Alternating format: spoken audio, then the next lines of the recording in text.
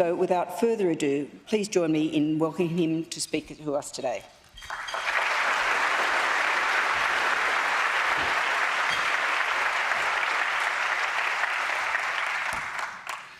Not sure I've heard it described as an onslaught before, but thank you, Laura, for the very kind introduction. Thank you to yourself, to the board, to Morris, for having me back at the National Press Club to speak for what is the 6th time, but as Laura says, the first time as Treasurer. And carrying on what is a really important tradition of fronting up the day after the budget to give you a broader sense of the perspective behind and beyond the numbers that we released last night. I want to acknowledge the elders and customs and traditions of the Ngunnawal and the Ngambri people and reiterate how proud we are of our government's commitment to a voice to Parliament. And I'm really proud, thank you.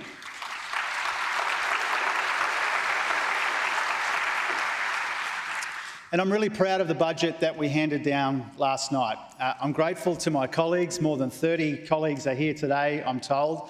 I appreciate them making the time. I want to single out, in particular, the Economic Team and the Expenditure Review Committee.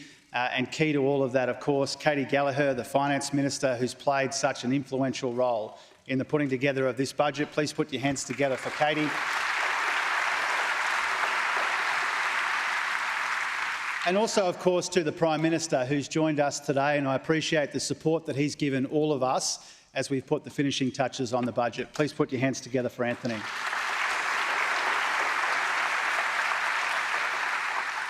There are a number of public servants in the room. I see Glyn, I see Stephen Kennedy, and a number of other public servants here, and I reiterate what I told them last night, what I told them last week, what we talked about in the Cabinet, is that we appreciate all of the hard work that goes in, often around the clock, to finish something as big as this, such a monumental undertaking. And so I convey once again my thanks to everyone who's been a part of this budget.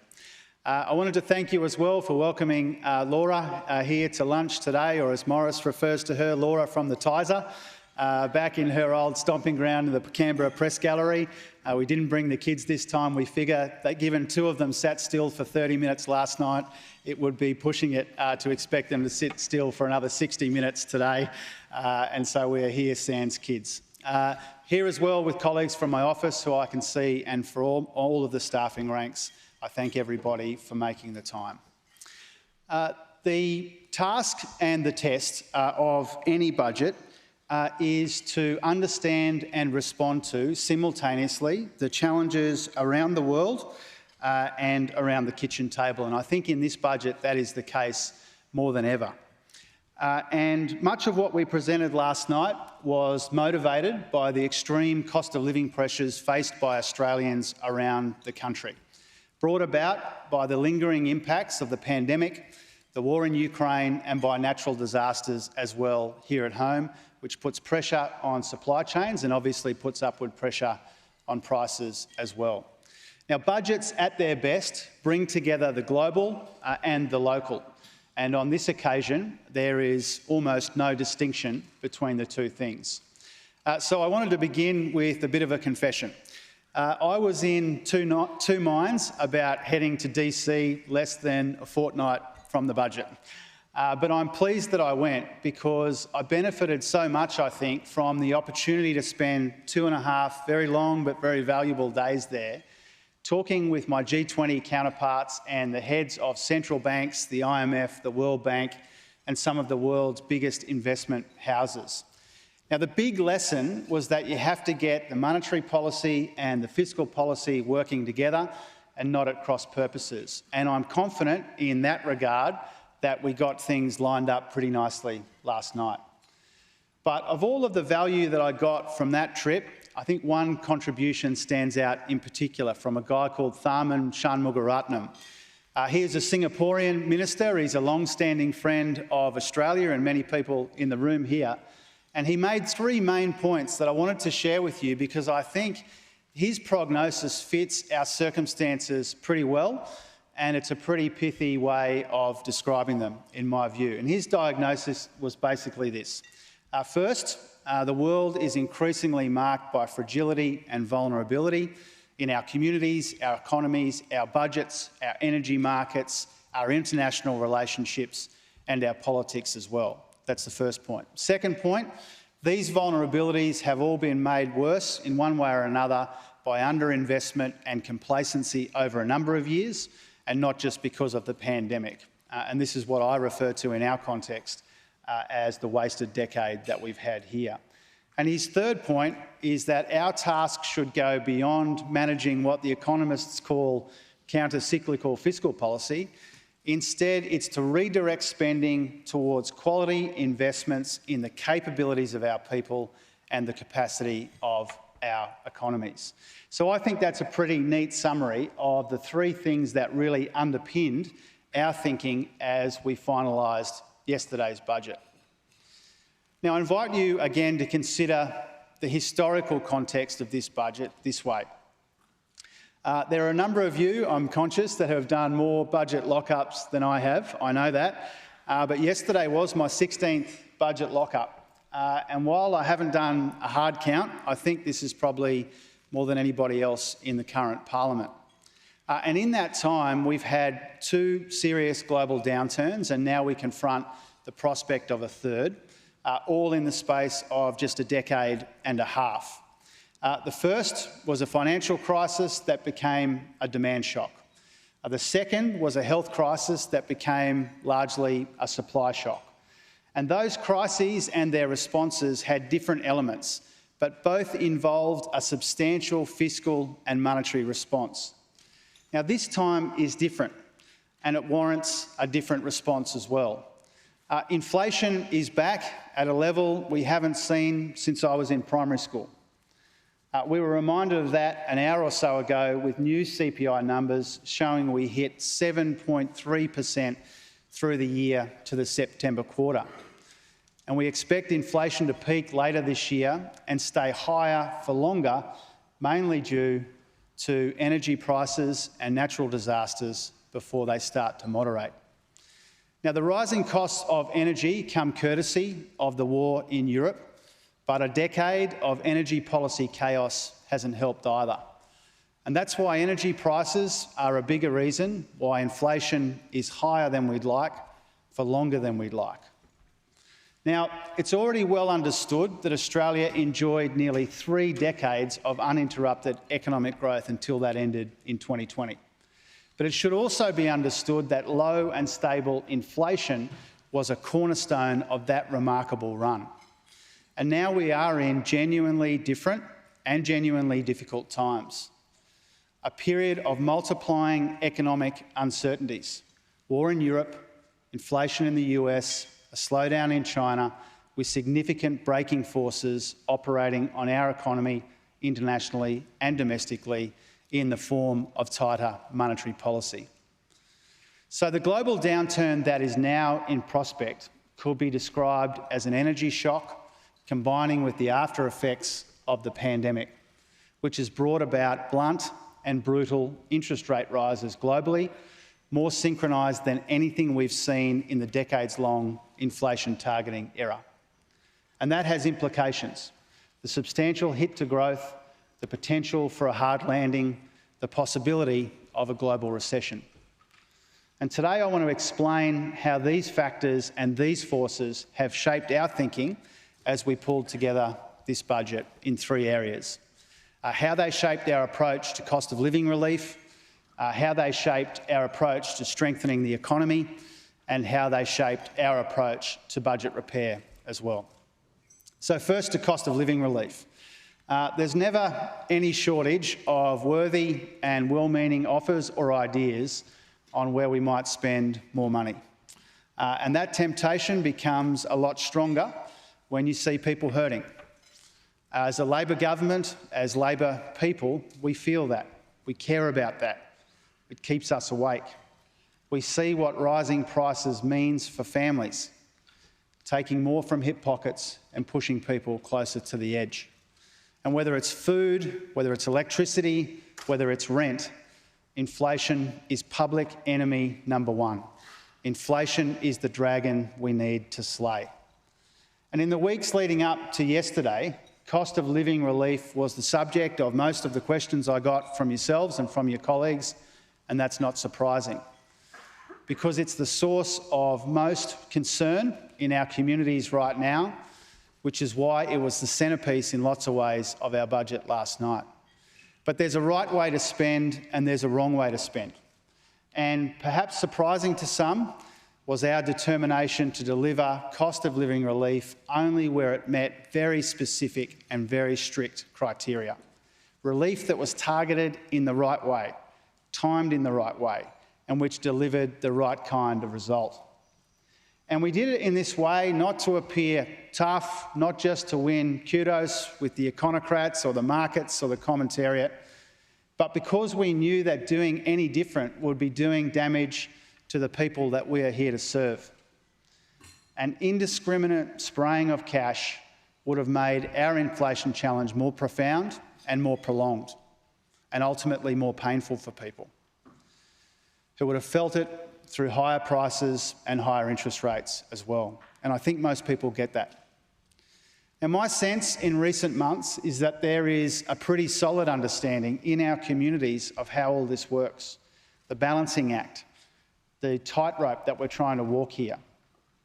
At a time of rapidly rising interest rates, we weren't prepared to do something that might have made a nice splash on budget day, but would ultimately be counterproductive to tackling the inflation challenge. So that meant any cost of living measure couldn't be inflationary. It had to deliver at least another purpose, pull at least another lever in the economy. Whether on the supply side or through productivity or through participation, it had to deliver some kind of economic dividend. And you see that in the plan that we set out last night. Cheaper childcare because it helps more people, especially women, back into work. The same goes for paid parental leave, good for participation, good for productivity. Cheaper medicines is a pretty simple example of investment that recognises healthier people and more productive people too. Our agenda for housing affordability and the new accord at the centre of it, increasing supply in a sector of the economy that desperately needs it. Helping people live closer to where they work, but taking the time to do it right and not at a time when the supply chains in the construction sector are already crunched. And our agenda to get wages moving again in strong but also broad and sustainable ways. So if the centrality of inflation drove our response to cost of living relief and wages policy, it also drove the second part of our focus in the budget, investing in a stronger and more resilient economy. The age of stagnant wages didn't just happen on its own. It was no unhappy accident. You can draw a line through the last 10 years or so and you can find all of the points of friction.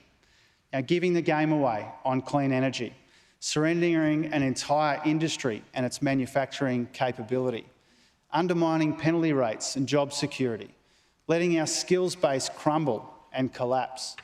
And through all of that, you can see why. In an unfamiliar fit of honesty, the Liberals said that stagnant wages were a deliberate design feature of the economy on their watch. And when you tally it all up, yeah, it looked pretty deliberate. This low skill, low productivity, low wage reality is the result of a lack of investment and a lack of interest in the key drivers of sustainable growth stretched out across a decade. And we pay the cost of that now because it's made our economy more susceptible, more vulnerable to the kinds of global shocks that we're going through now, and our people are more exposed to its effects as a consequence. Now, if our vulnerability to these shocks has been exacerbated by underinvestment in the potential of our people and our economy, it stands to reason that investing in these areas builds our strength and resilience against future shocks. And that's the approach that we took last night, towards quality investments in the capabilities of our people and the capacity of our economy, making sure more people can get a trade or other vocational training because the jobs are there and more are coming, but the skills workers aren't. Getting our energy market firmed up and driving investment in cleaner and cheaper and more reliable forms of power. It's about finding a place for modern manufacturing in our country and adding value to global supply chains instead of just waiting at the end of them. Building on the things we know are good for a modern economy, like a better NBN, And I think really, above all else, greater equality, greater recognition and greater participation for women. Understanding not just the moral imperative of gender equality, but the economic potential that comes with it.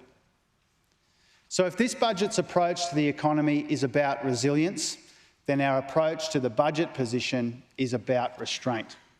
And that's important for the particular position the budget is in and for the inflation challenge which drove the deliberations of the ERC and the decisions taken by our Cabinet. And we've got two things happening here. The first, much higher levels of employment and much higher prices for commodities than initially assumed, delivering substantial revenue improvements over the next couple of years. The second is 5 big pressures on the spending side of the ledger, which you're all very familiar with by now: health, aged care, NDIS, defence, and the fastest growing, which is the cost of servicing the debt at higher interest rates. Now, many of the factors contributing to increases in revenue since the pre-election outlook are temporary. They are forecast to fade and fall, as you saw in the budget papers. The factors contributing to spending growth are expected to get bigger every year, constant and compounding pressures on the budget. Now, knowing that, it would be reckless to spend all of a revenue windfall right now for 3 reasons. Because it would almost certainly add to inflation, because even with it, the budget is still deep in the red, and because we don't expect it to last. Instead, we're returning almost all of that revenue to the budget. And that means that over the next 2 years, when inflation is at its most acute in the forecasts, new spending is substantially offset and real growth in payments is actually negative. And that's the responsible budget management that these times call for. And it recognises that the budget remains in persistent structural deficit, substantially weighed down by those 5 big and growing spending pressures that we've discussed. 1, the unavoidable cost of the debt, and the other 4, fundamental policy priorities. Now, these 4 spends are generally classified as structural pressures, but they are more than that, of course. Keeping our nation safe, empowering people with a disability, guaranteeing Australians access to good and affordable healthcare, restoring quality and dignity and humanity and security to aged care as well. Now, these aren't just structural costs. They are vital investments. They are fundamental to our values, to our people's quality of life as well. And they speak to who we are, people who look out for each other and look after each other. So, returning tax receipt upgrades to the budget is about dealing with inflation, it's about making room for fundamental priorities down the track, and it's also, in historical terms, pretty unusual. And I want to dwell for a moment on this because it is central, in my view, to why last night's budget wasn't just responsible by recent standards, but responsible by the standards of a much longer historical sweep. In absolute terms, what we saw yesterday was the biggest ever instance of returning tax upgrades to the budget. $124 billion extra brought in over the forward estimates, excluding GST, and $114 billion of that returned to the budget.